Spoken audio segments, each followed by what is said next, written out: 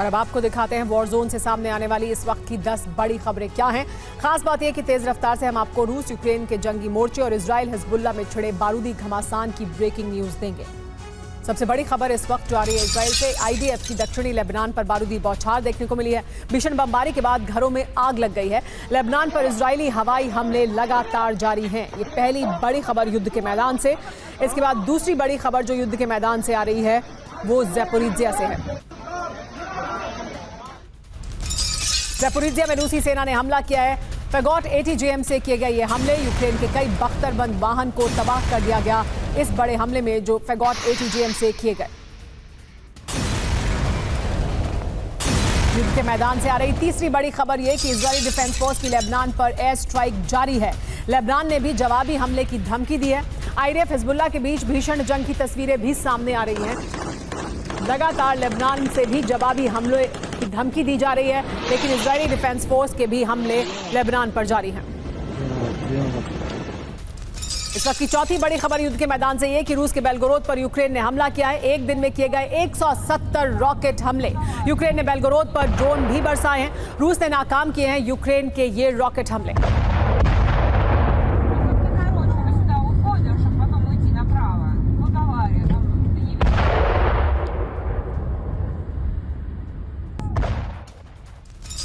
एक और बड़ी खबर युद्ध के मैदान से ये कि लेबनान में इजराइल की बमबारी जारी है। एक 3 मंजिला इमारत पर हवाई हमला किया गया। मलबे में दबे लोगों को बाहर निकालने का काम भी जारी है।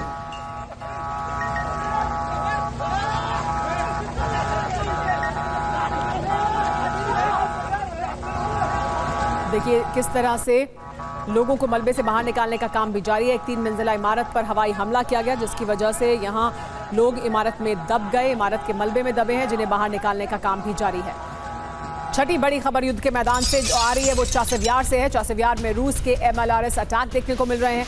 यूक्रेन के कई सैन्य वाहन इसमें तबाह हो गए हैं। 44 से ज्यादा यूक्रेनी सैनिकों की मौत भी हो गई है चासिव-यार में इस बड़े हमले के दौरान।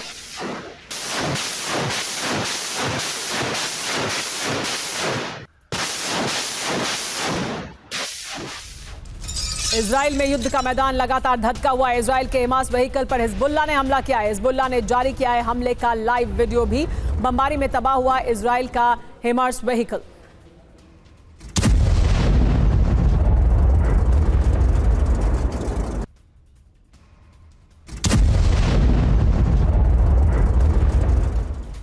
युद्ध के मैदान से आ रही बड़ी खबर अगली ये कि डोनेट्स्क में रूसी आर्टिलरी के बड़े हमले हुए हैं। युग ग्रुप ने हॉवित्जर से की है गोलाबारी। यूक्रेन की कई सैन्य चौकियां इसमें तबाह हो गई हैं।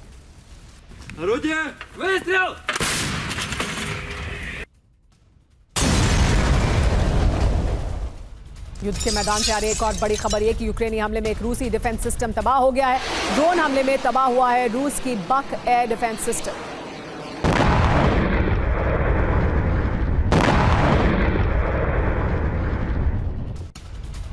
युद्ध के मैदान से 10वीं बड़ी खबर यह कि क्रीमिया में एंटी एयरक्राफ्ट सिस्टम की तैनाती की गई है। सेवेस्तोपोल से पश्चिम क्रीमिया में मूवमेंट देखने को मिला है। रूस के 4 लॉन्चर्स और 2 रडार सिस्टम की तैनाती यहां की गई। रूस की एंटी एयरक्राफ्ट रेजिमेंट की भी यहां पर रिलोकेट कर दिया गया है।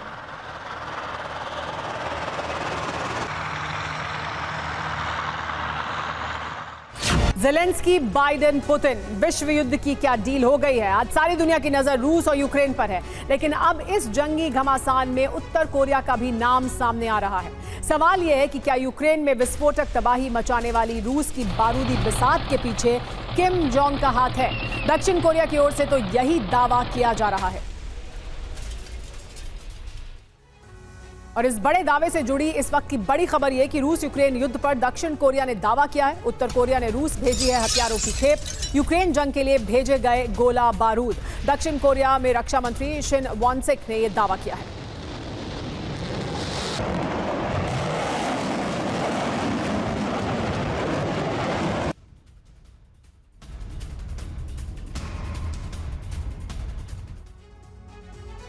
और इस वक्त की आपको बता दें तस्वीर ये कि किम का बारूद लेकिन उसकी वजह से क्या किम के बारूद से कीव में होगा विनाश, ये बड़ा सवाल उठ खड़ा हुआ है दक्षिण कोरिया के दावे के बाद।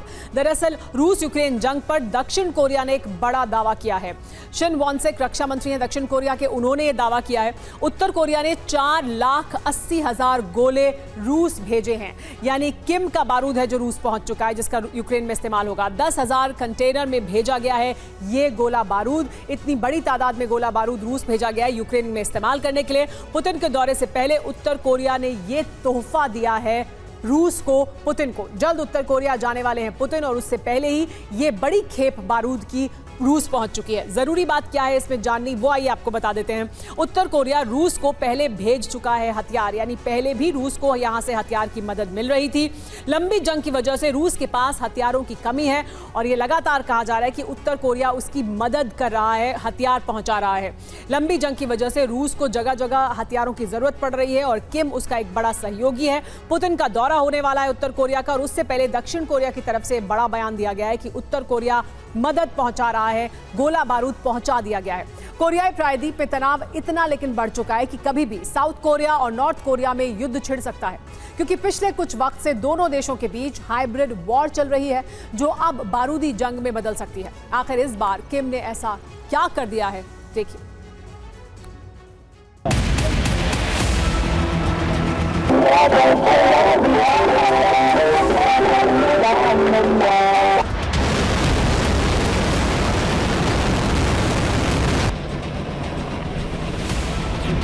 किम ने पहले जासूसी वाला उपग्रह भेजा,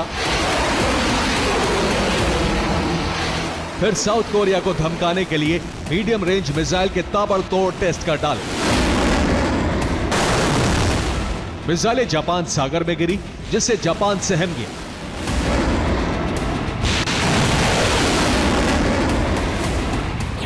उसके बाद साउथ कोरिया तक कचरे वाले गुब्बारे भेजे और युद्ध की धमकी दे डाली। लेकिन अब किम जोंग उन ने ऐसा कुछ किया है जिससे पेंटागन में खलबली मच गई है। नॉर्थ कोरिया के पड़ोसी देश साउथ कोरिया ने दावा किया है कि किम जोंग अब परमाणु कार्यक्रम पर लेक्चर देने जा रहे हैं। नॉर्थ कोरिया के सरकारी संगठनों, ट्रेड यूनियन और देश के युवाओं को न्यूक्लियर प्रोग्राम के महत्व को समझाएंगे। ये पूरी तरह से कोरियाई प्रायद्वीप में तनाव पैदा करने वाला कदम है। नॉर्थ कोरिया के इस प्रोग्राम से साउथ कोरिया में हड़कंप मचा है, जबकि नॉर्थ कोरिया ने इसे युवाओं के जीवन स्तर को सुधारने वाला लेक्चर बताया है, जिससे वो देश की सुरक्षा के लिए जागरूक हो।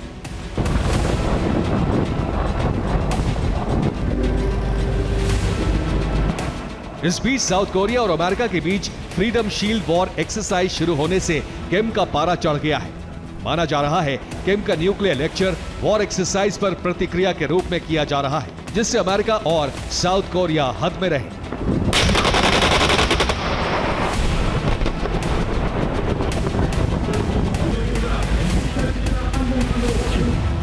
लेकिन अमेरिका ने कहा है कि वो अगस्त में नॉर्थ कोरिया के परमाणु हमले से बचने का युद्धाभ्यास करेगा।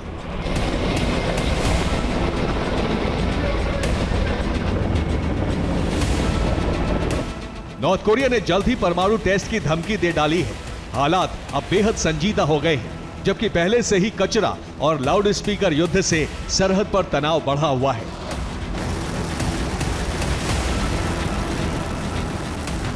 Bureau report, TV9 Bharatvarsh. इस वक्त की बड़ी खबर युद्ध के मैदान से ये कि यूक्रेन में रूस ने भीषण ड्रोन हमले किए हैं। वोरोनिश ओब्लास्ट में ड्रोन अटैक किया गया। रूस ने ऑयल रिफाइनरी को निशाना बनाया था और निशाना बनाकर ड्रोन का इस्तेमाल किया। रिफाइनरी का ईंधन टैंक पूरी तरह से तबाह हो गया है। रूस ने वोरोनिश ओब्लास्ट में किया यह बड़ा हमला।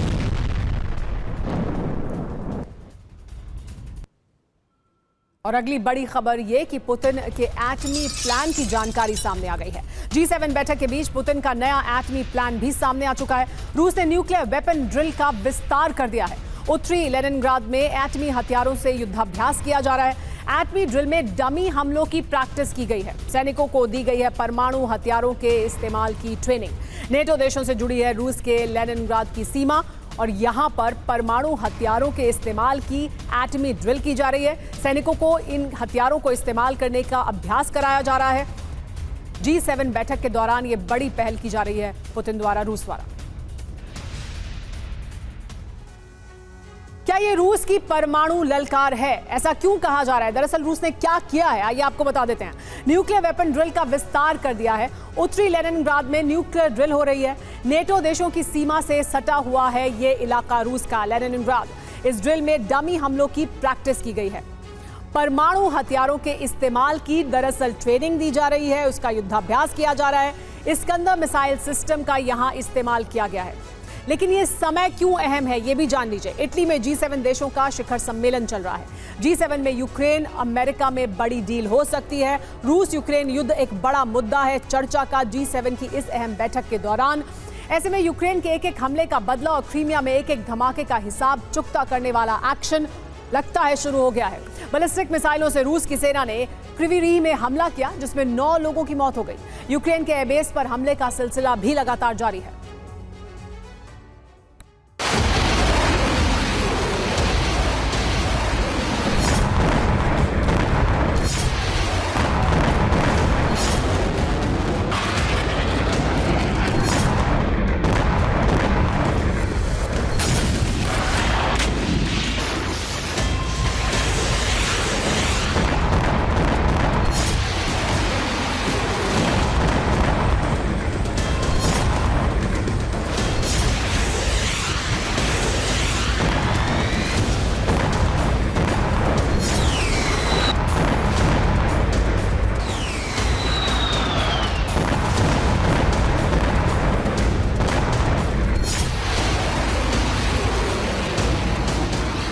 मिसाइलों का ऐसा तूफान कि पैट्रियट एयर डिफेंस भी हो जाए नाकाम।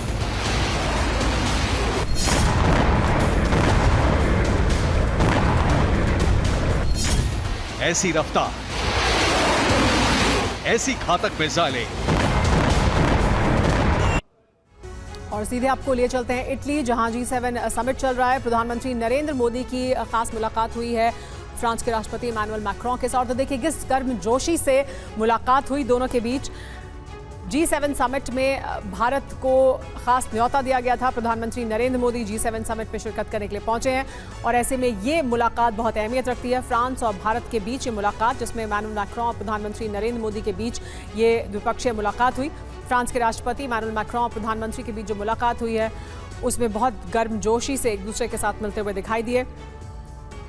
भारत की कई द्विपक्षीय मुलाकातें होनी हैं। इटली के साथ भी एक खास जो मुलाकात है वो होगी जॉर्जिया मेलोनी के साथ, और ये मुलाकात भी बहुत अहमियत रखती है। फ्रांस के राष्ट्रपति इमैनुअल मैक्रों के साथ प्रधानमंत्री नरेंद्र मोदी की ये मुलाकात। देखिए ये मुलाकात की तस्वीरें हम आपको दिखा रहे हैं। इमैनुअल मैक्रों यानी फ्रांस और भारत के बीच, इमैनुअल मैक्रों और प्रधानमंत्री नरेंद्र मोदी के बीच ये अहम मुलाकात हो रही है। फ्रांस और भारत के बीच ये द्विपक्षीय बातचीत है जो हो रही है।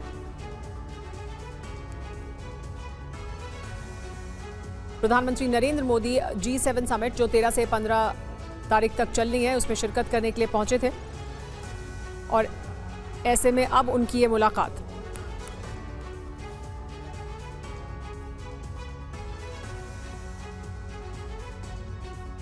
एक बार फिर रुक करते हैं युद्ध से जुड़ी खबरों की तरफ। यूक्रेन पर रूस ने बारूदी वर्षा की है। 17 ड्रोन और 14 मिसाइल अटैक किए गए। यूक्रेन के सारे हमले नाकाम कर दिए गए। एयर डिफेंस सिस्टम ने हमले नाकाम कर दिए।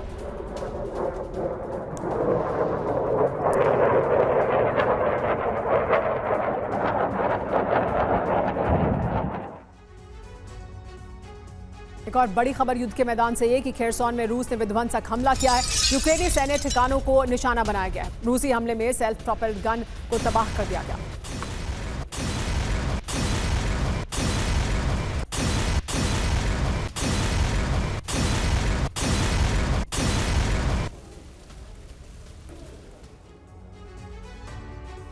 रूस और अमेरिका में तनाव बहुत बढ़ गया है। यह तनाव किसी भी वक्त तीसरे विश्व युद्ध की वजह बन सकता है। अमेरिका उस वक्त चिंता में आ गया जब रूस ने उसे न्यूक्लियर बेड़ा भेजकर घेर लिया। रूस ने न सिर्फ अमेरिका से 105 किलोमीटर दूर एटमी अभ्यास किया, बल्कि क्यूबा में अपने न्यूक्लियर बेड़े की तैनाती भी कर दी है।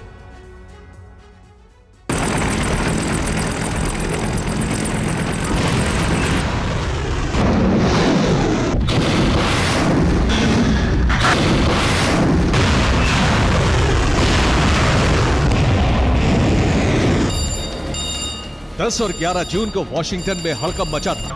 Боевых частей доложить о готовности к ракетам.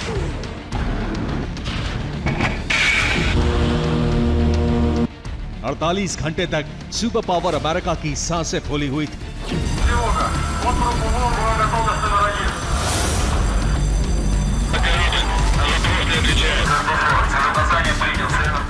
व्हाइट हाउस से लेकर पेंटागन तक लगातार बैठकें होती रही।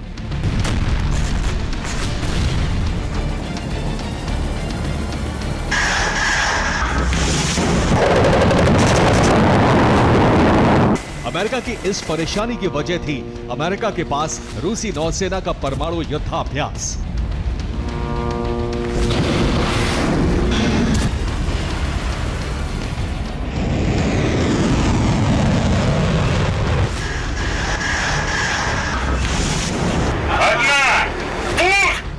रूसी सेना के न्यूक्लियर बेड़े ने फ्लोरिडा से सिर्फ 105 किलोमीटर दूर ही एक्सरसाइज की।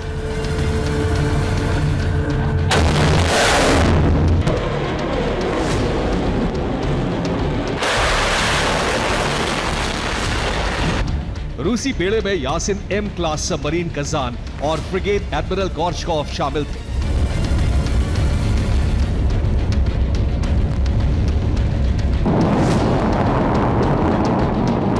रूसी सबमरीन परमाणु मिसाइलों से लैस थी, जबकि फ्रिगेट पर हाइपरसोनिक मिसाइलें लोड थी। यही वजह है कि अमेरिका परेशान था, क्योंकि सुपर पावर की सुरक्षा पर बड़ा खतरा मंडरा रहा था। अपने न्यूक्लियर बेड़े की जानकारी रूस ने अमेरिका को नहीं दी थी। अमेरिका रूस के बेड़े को एक हफ्ते से ट्रैक कर रहा था। इस बेड़े को पहली बार कनाडा ने 10 जून की रात फ्लोरिडा से 105 किलोमीटर दूर डिटेक्ट किया था। इसके बाद से अमेरिका रूस के इस बेड़े को डिटेक्ट नहीं कर पाया। यही वजह है कि अमेरिका में पैनिक था।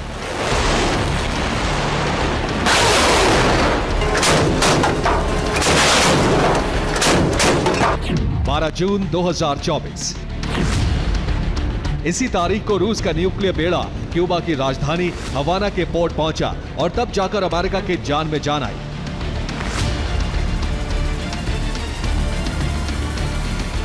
अमेरिका ने जब इस तस्वीर को देखा तब उसने राहत की सांस ली। हवाना पोर्ट पर रूस के बेड़े का जोरदार स्वागत किया गया।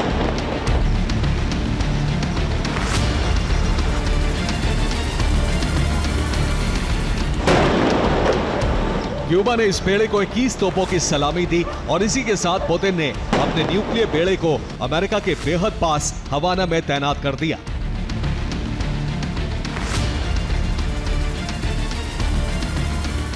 रूस ने इस तैनाती के साथ अमेरिका की अब तक की सबसे बड़ी घेराबंदी कर दी है।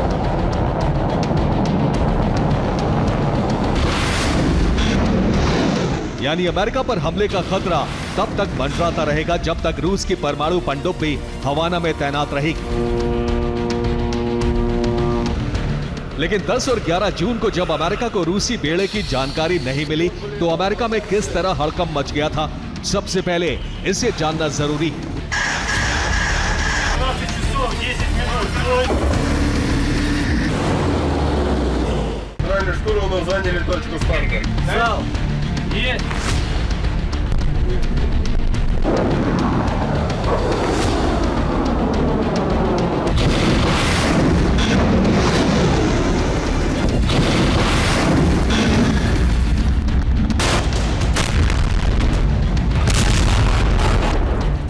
सवाल यही है कि आखिर अमेरिका रूस के न्यूक्लियर बेड़े से परेशान क्यों था? अमेरिका पर किस तरह का खतरा मंडरा रहा था?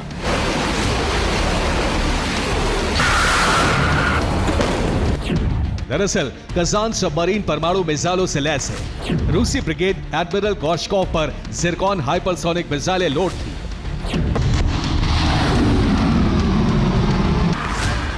जिरकॉन मिसाइल के हमले को रोकने वाले एयर डिफेंस सिस्टम अमेरिका के पास नहीं है। यही वजह है कि 48 घंटे तक दुनिया के सबसे शक्तिशाली देश की सांसें फूलती रही।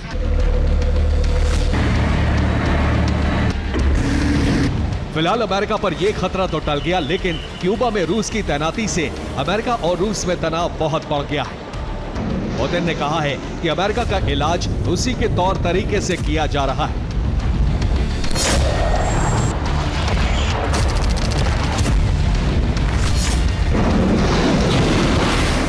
अमेरिका लगातार रूस के दुश्मन को हथियार देकर ताकतवर बना रहा है, लिहाजा रूस ने भी अमेरिका के दुश्मन क्यूबा में तैनाती कर दी है।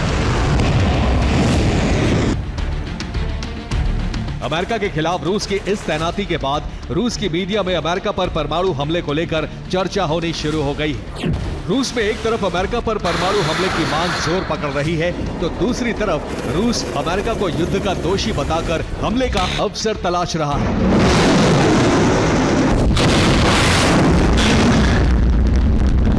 रूसी विदेश मंत्रालय की प्रवक्ता मारिया ज़खारोवा ने कहा है कि बाइडेन अपनी सत्ता बचाने के लिए यूरोप को जंग की आग में झोंक रहे हैं।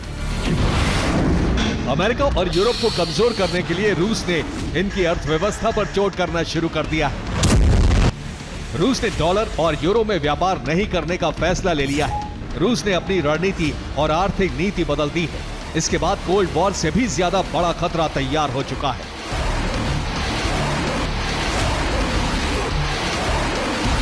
Bureau report, TV9, Bharatvarsh.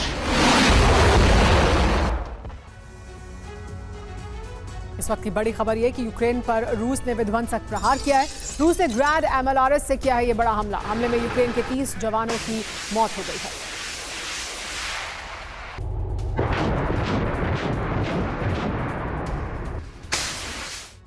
और अब आपको एक बार फिर इटली लिए चलते हैं। G7 समिट की साइडलाइंस पर प्रधानमंत्री नरेंद्र मोदी की अब मुलाकात हो रही है ऋषि सुनक से। ब्रिटेन के प्रधानमंत्री के साथ प्रधानमंत्री नरेंद्र मोदी की मुलाकात, और देखिए प्रधानमंत्री नरेंद्र मोदी का स्वागत की मुलाकात ऋषि सुनक के साथ भी उसी गर्मजोशी से हुई जैसे इमैनुअल मैक्रों के साथ। G7 की साइडलाइंस पर ये अहम मुलाकातों का सिलसिला जारी है। प्रधानमंत्री नरेंद्र मोदी 5वीं बार पहुंचे हैं G7 समिट में शिरकत करने के लिए। एक आउटरीच नेशन के तौर पर भारत को चुना गया है इसमें शिरकत करने के लिए। और जो साइडलाइंस पर बैठकें हैं, जो द्विपक्षीय बातचीत हो रही है, जो बायलैटरल मीटिंग्स हो रही हैं प्रधानमंत्री नरेंद्र मोदी की, जो इमैनुअल मैक्रों के साथ भी हुई है, फ्रांस के राष्ट्रपति के साथ, अब ब्रिटेन के PM ऋषि सुनक के साथ हो रही है, इनकी काफ़ी ज़्यादा अहमियत है।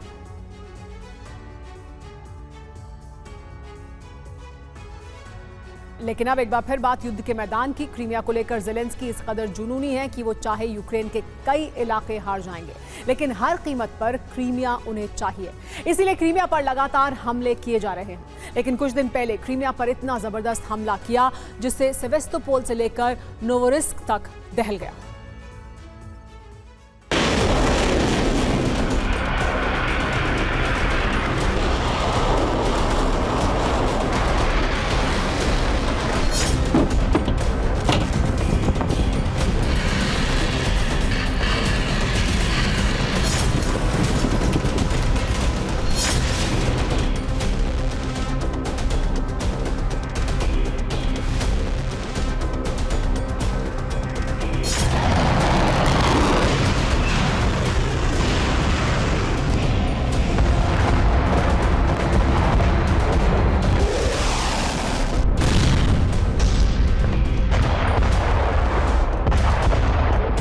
सारी कोशिशें बेकार हो गई, लेकिन क्रीमिया पर यूक्रेन के हमले रुके नहीं हैं।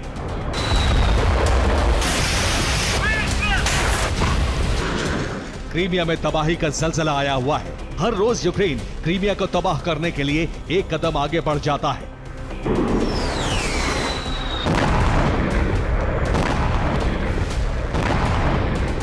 यूक्रेन के पास ना तो इस तरह के हथियार हैं और ना ही इस तरह की रणनीति जो क्रीमिया के अभेद्य किले को भेद सके। बावजूद इसके क्रीमिया में यूक्रेन ने इतनी तबाही मचाई है कि अब रूस को इमरजेंसी मीटिंग करनी पड़ी। इसके अलावा रूस का पूरा फोकस क्रीमिया बचाने पर है।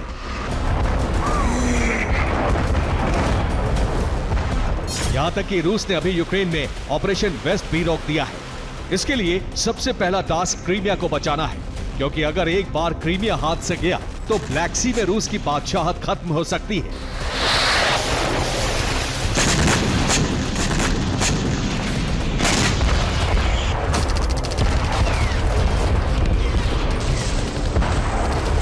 इसके पीछे कई वजह हैं जो यूक्रेन क्रीमिया में हावी होता जा रहा है।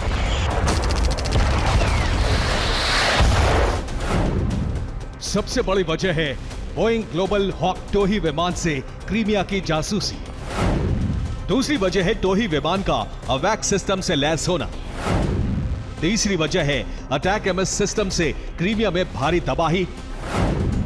चौथी वजह है स्टारलिंक सैटेलाइट के जरिए क्रीमिया के चप्पे चप्पे की जानकारी जुटाना। और पांचवी वजह है पेंटागन का सीक्रेट ब्लूप्रिंट, जिसके जरिए क्रीमिया पर हमले किए गए।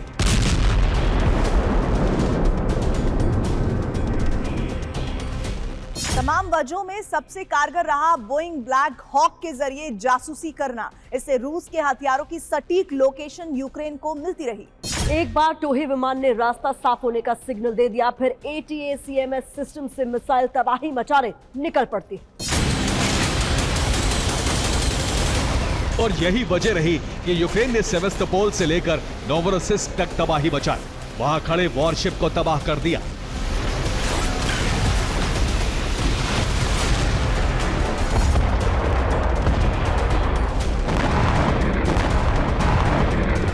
इसके अलावा रडार सिस्टम, मिलिट्री पोस्ट और दूसरे हथियार डिपो भी खाक में मिला दिए।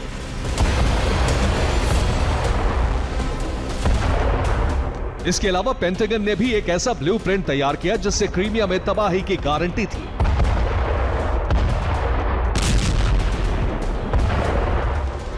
हालांकि काउंटर ऑफेंसिव 2.0 के वक्त से ही यूक्रेन ने हमले शुरू कर दिए थे, लेकिन क्रीमिया पर उसके हमले नाकाम कर दिए जा रहे थे।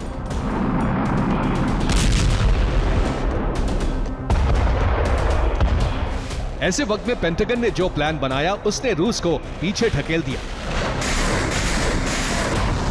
क्रीमिया में मची तबाही को देखते हुए रूस ने युद्ध से जुड़े सारे फैसले रोककर पूरा फोकस क्रीमिया पर कर दिया, क्योंकि पेंटागन ने जो प्लान बनाया है उसके मुताबिक एक बार में बड़ा हमला किया गया, हाईटेक हथियारों का इस्तेमाल किया गया। पहले क्रीमिया की पूरी जानकारी जुटाई गई, टोही विमान और सैटेलाइट से तस्वीरें ली गई, समंदर और आसमान से अलग अलग हमले किए गए, मिसाइल अटैक से पहले ड्रोन दागे गए, ड्रोन अटैक से डिफेंस सिस्टम को चकमा दिया गया।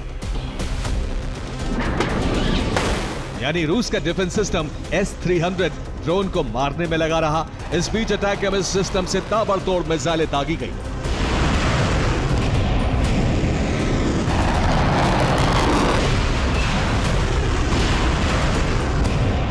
यानी मिसाइल के लिए रास्ता साफ करने के लिए कामिकाज़े ड्रोन का सहारा लिया गया, जिससे रूस इसे ड्रोन अटैक समझकर उलझा रहे और जवाबी एक्शन के लिए तैयार न हो पाए। इस बीच सी ड्रोन से भी हमला किया गया, यानी रूस को पूरी तरह कंफ्यूज किया गया, जिससे वो समझ ना पाए कि हमला समंदर से हो रहा है या आसमान से।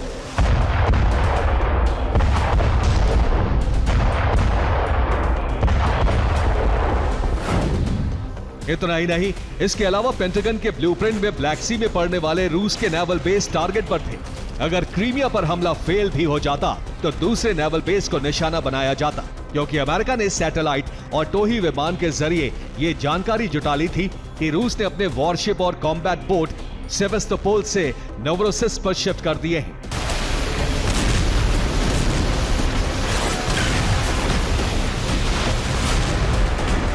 इसके अलावा अगर ये दोनों टारगेट पर हमला फेल हो जाता तो यूक्रेन कर्च ब्रिज पर बड़ा हमला करके क्रीमिया की लाइफलाइन को खत्म कर देता और फिर यूक्रेनी सेना क्रीमिया में घुसकर कब्जा कर लेती।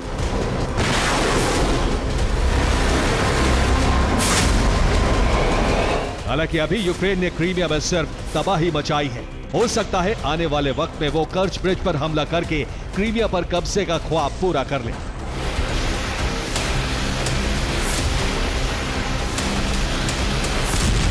Bureau report, TV9 Bharatvarsh. Putin Moscow में परमाणु रिसर्च सेंटर पहुंचे हैं। पुतिन ने NICA कोलाइडर का निरीक्षण किया है। ये बड़ी बात है। पुतिन एटमी रिसर्च सेंटर पहुंचे तो बड़ा संदेश पुतिन द्वारा देने की कोशिश, जिसमें पुतिन ने NICA कोलाइडर का निरीक्षण किया, जहां एक तरफ परमाणु ड्रिल और युद्धाभ्यास को हरी झंडी दी गई है, उसे आगे बढ़ाया गया, उसका विस्तार किया गया है, तो वहीं दूसरी तरफ खुद NICA कोलाइडर देखने के लिए पहुंचे हैं पुतिन।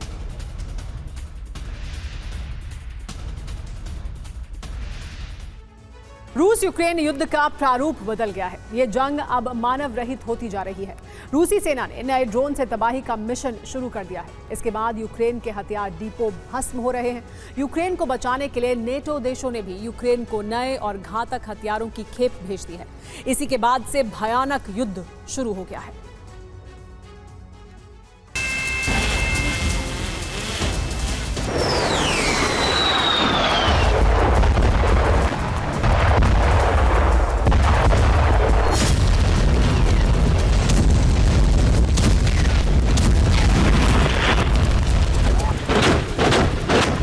युद्ध की ये आग और भड़कने जा रही है।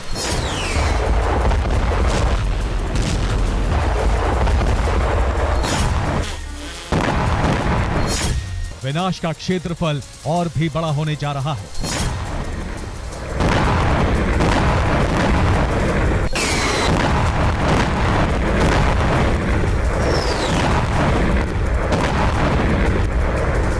रूस और यूक्रेन दोनों तबाही का नया अध्याय लिखने को तैयार हैं।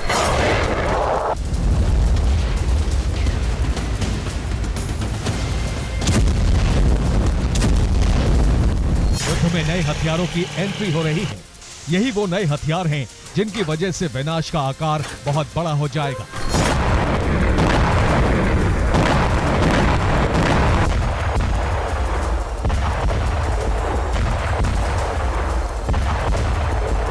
रूस और यूक्रेन दोनों ने युद्ध में नए और घातक हथियार उतार दिए हैं।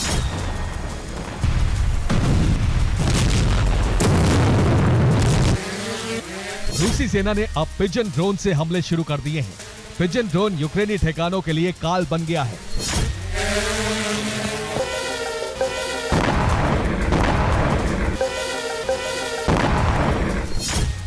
पिजन ड्रोन का वजन 7 किलो है। ये 10 किलो बारूद लेकर जा सकता है। 40 किलोमीटर प्रति घंटे की रफ्तार से जाकर हमला करता है। इसकी रेंज है 10 किलोमीटर, यानी ये 10 किलोमीटर दूर मौजूद अपने टारगेट को तहस नहस कर देता है।